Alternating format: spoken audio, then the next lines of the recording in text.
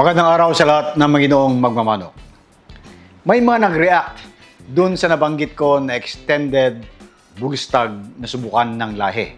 So, ang PhilCap willing na mag-promote ng mga pagsubok na ganito para ma-extend natin yung gamit ng ating mga bullstag. Mainam siguro mag-uusap ang mga various local associations, subukan nila sa kanilang mga lugar kung ubra ang extended na bullstag na subukan ng lahi hanggang month of June. Dahil mga 16, 17 months old. Ang mga bullstag dito, pinakamatanda na 18. Pag-usapan na lang kung ano yung mga edad na tatanggapin. 16, 17, 18, may mga 15. Yan ay napag-uusapan. Ang objective nito ay maibsan yung kakulangan ng mga CACs. Kung pansinin nyo, yung mga promotions ngayon na nangangailangan ng CAC, kulang na kulang. So, pwedeng idagdag dito yung mga bullstag. At gaya na sabi ko, pwedeng magkaroon ng labanan ng bullstag hanggang June. Pagdating ng July, early bird na. So, whole year round, ma-enjoy natin ang sport natin. Hindi pa tayo gagastos ng malaki para paabutin ng 2 years, 3 years yung ating mga manok. Stag pa lang, bullstag pa lang ay masusubukan na natin. Pero siyempre, yan man ay stag, bullstag o CAC, kailangan very healthy pa rin sila para maganda ang kanilang performance. Parami ng parami ang ating mga concerns na natatanggap sa ating mga viewers and subscribers. Kaya maraming salamat sa inyo. Nang dahil sa inyo, mas maraming content ang ating pag-uusapan. Saludo ko sa inyo sa lahat ng Maginoong magmanok, pati yung mga beginners, mga newbies. Maraming salamat sa inyo. Huwag kayong mag-alala. Pag may mga concerns, yung mga newbies ang aking umunahin kasi kayo ang future ng ating sport na ito. Ito ulit si Edgar Espina, may concern. Thanks Doc Hill sa Health is Always Number 1. Nagagamit ba ang milk sa pagkondisyon? Okay, Edgar. Sa straightforward na sagot sa tanong mo, yes, magagamit ang milk sa pagkondisyon. Ang dahilan lamang kung bakit naging controversial ang milk o yung gatas ay sa dahilan na ang manok ay walang lactase. Ang lactase ay isang enzyme para magamit ang lactose as source of energy. Kasi maliban sa glucose na ang pinanggagalingan ay carbohydrates, meron ding lactose na ang pinanggagalingan ay gatas. Pero ang manok ay walang lactase. Ang tao meron. Kaya sa tao, dahil may lactase, bigyan mo ng gatas, yung energy na lactose nagagamit ng tao. Sa manok, hindi niya magagamit yon. So, sa kabuuan, ang lactose lamang ang hindi magagamit ng manok sa gatas. Pagdating sa ibang mga nutrients, gaya ng mga proteins na converted into amino acids, vitamins and minerals, kumpleto yan, nagagamit na ng manok yan. So, pampabuka ng katawan, nandyan yung mga amino acids, nagagamit ng manok yan. Naalala ko tuloy yung isang kaibigan namin dati dyan sa may Suswarigi, nagtatari yun, pero siyempre matanda na, he passed away. Pag yung medyo matigas ang katawan ng manok, lagi niyang binibigyan ng gatas yung manok niya.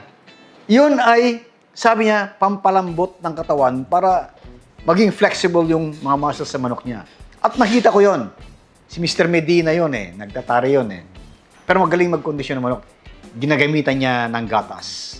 So makikita mo, nandun yung proteins, nandun yung amino acids, vitamins and minerals. Nagagamit lahat ng manok yan. Except yung lactose. So bottom line, pwedeng pangkondisyon ang gatas sa manok natin. Anyway, hindi man magamit yung lactose, nandyan naman yung glucose as source of energy para sa ating mga manok. May pahabol lang itong si Jericho Loyogoy Galo GF. Sabi niya, ganun pala Doc, thank you. Dapat pala mabakunahan ng Gumboro Killed vaccine ang hen kahit papaano as pang support. I like Dan Miller saying, keeping it simple. Okay Jericho, linawin ko lang ng pagbibigay ng Gumboro Killed vaccine sa nanay ay pang-suporta dun sa first 3 weeks na buhay ng sisiw na manggagaling sa kanya. Iyan ay kung maaga kang tinatamaan ng gumboro. Pero gaya ng nasabi ko, kung complicated ang pagpasok ng gumboro sa farm mo, mas mainam pa huwag ka nang magbakuna ng gumboro killed sa nanay. Kasi yung maternal antibody na pupunta dun sa sisiw, yan ay lalabanan yung live vaccine na ibibigay mo sa sisiw pag kailangan mong magbakuna ng sisiw na maaga para sa gumboro. So para mawala ang maternal antibody, huwag mo nang bakunahan yung nanay ng killed vaccine. Bakunahan mo na lang yung sisiw. Kung gusto mo day old, walang problema. Gusto mo 1 week, walang problema. Gusto mo 2 weeks, walang problema. So in general, Jericho, ang aking rekomendasyon, huwag magbakuna ng killed gumboro vaccine doon sa nanay para walang maternal antibody interference pag nagbakuna ka ng live gumboro vaccine doon sa mga sisiw. Ito naman ay galing kay Gamins Fan 9078. Sir, good morning and good afternoon. Question regarding how to point and condition straight comb fowls like Duke Halsey Lemon, Butcher, Gulls, Claret. Thank you, sir. I'm just a beginner and chicken lover. Okay, Gamin. Mainam na na-clarify mo na ikaw ay isang beginner. Mahirap gumawa ng mga general statements pagdating sa pointing. In general, ang pointing ay individual doon sa manok na pinopoint mo. Although naririnig mo siguro na pag nag-point ka ng sweater, kailangan empty and dry. Pag nag-point ka ng mga round head, kailangan may katawan. So, yan ay mga general statements. Pero kahit na mga sweater yan, kahit na mga round head yan, na may general classification in terms of pointing, magkakaroon pa rin ng individual differences. Kaya pag nagbanggit ka na ng mga straight comb na manok, gaya ng mga binanggit mo, ng mga lemon, mga butcher, mga gull, mga claret, individual pa rin yan. Gamin, hindi pwedeng magbigay ng general statement tungkol sa pointing kasi ang bawat manok ay may individual na preference, may individual na pakiramdam, may individual na kagustuhan. Mas mainam kilalanin mo ang iyong mga manok. Pag ikaw ay nagkukondisyon, nagpo-pointing, halimbawa nagpo-pointing ka ng 10 manok, yung 10 manok na yan, kahit lahat yan ay puro lemon, lahat yan ay puro claret, lahat yan ay puro gull o butcher, sila ay magkakaiba ang kinakailangan para sila ay ma-reach ang point nila. So, mahirap ipaliwanag pagdating sa art and science. Pero sa experience mo, Gamin, malalaman mo, kilalanin mo ang manok mo, para kung ano ang kailangan nila, iyon ang ibibigay mo. Kahit sabihin ng iba na mayroon ding mga straight comb na manok ay ganito ginagawa nila at ginagawa rin to ni Breeder B, ni Breeder C, hindi ibig sabihin gawin mo rin. Baka yung manok mo ay kakaiba ang pangangailangan doon sa manok ng iba. Ang bottom line, Gamin, is experience doon sa manok mo will be the best teacher. Ito naman kay Alvin 3J Warriors. Dok, pagkasalukuyang naglalaglag ng balahibo ng panlaban, ilang ratio ang pellets at conditioner ang dapat ibigay? 60% conditioner, 40% pellets, pwede na po bang ibigay? Or 0 pellets habang naglulugon? Thank you in advance. Okay, Alvin.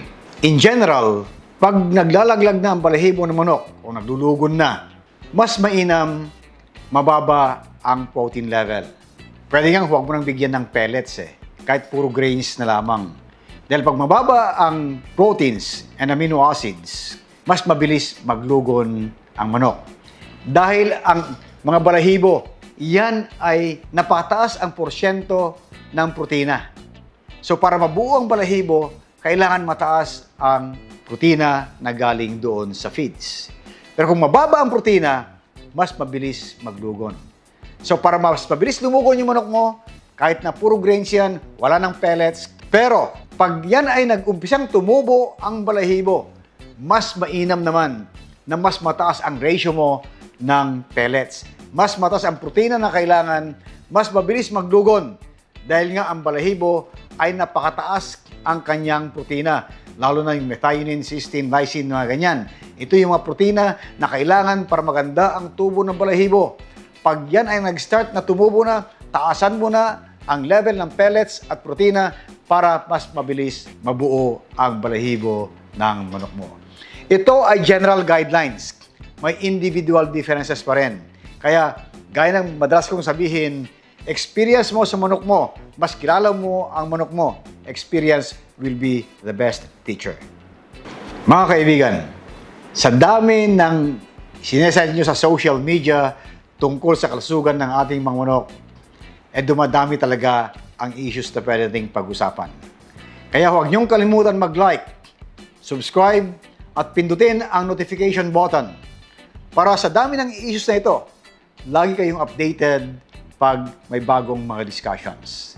At gaya ng dati, laging tandaan sa performance ng ating mga manok, pambreeding man o panlaban, health is always number one.